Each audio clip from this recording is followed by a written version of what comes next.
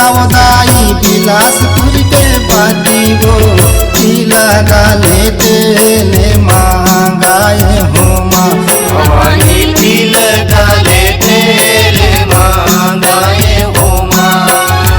चाप के चूड़ियोदाई कोरिया के काजर वो ले लूंगा के लाली मेहंदी हो माँ भवानी ले लूंगा के लाली मेहंदी हो माँ। कोरबा के कल सौदाई बिलासपुर के बाती वो लगा लेते ले मांगाए हो माँ भवानी लगा लेते ले मांगाए हो माँ। चाप के चूड़ियोदाई कोरिया के काजर वो ले लूंगा के लाली मेहंदी हो माँ भवानी ले लूंगा के लाली मेहंदी हो माँ। कोयल का चार गढ़ के काली कालीन वो डंडा सराना पैया लागा हूँ माँ भवानी गंगा शरण पैया लागो हो माँ।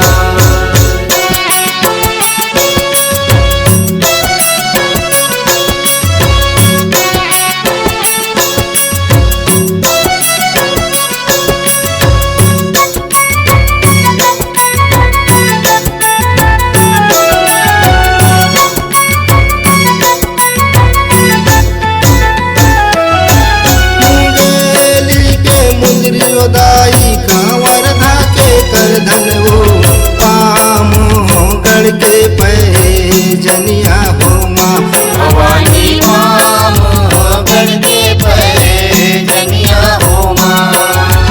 सारंगढ़ के साड़ी उदाई पाली के पुलका वो लोरमी के लाली के झुमरी हो माँ भवानी लोरमी के लाली चुनरी हो माँ।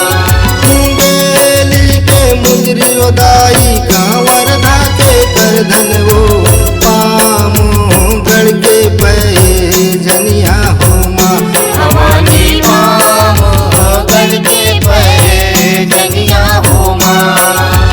सारंगढ़ के साड़ी उदाई पाली के पुलका वो लोरमी के लाली चूनरिया हो माँ भवानी लोरमी के लाली चुनरिया हो माँ। कोयली का चार गढ़ के काली कालीन वो डंडा सराना पैया लागा हो तो भवानी गंगा शरण पैया लागो हो माँ।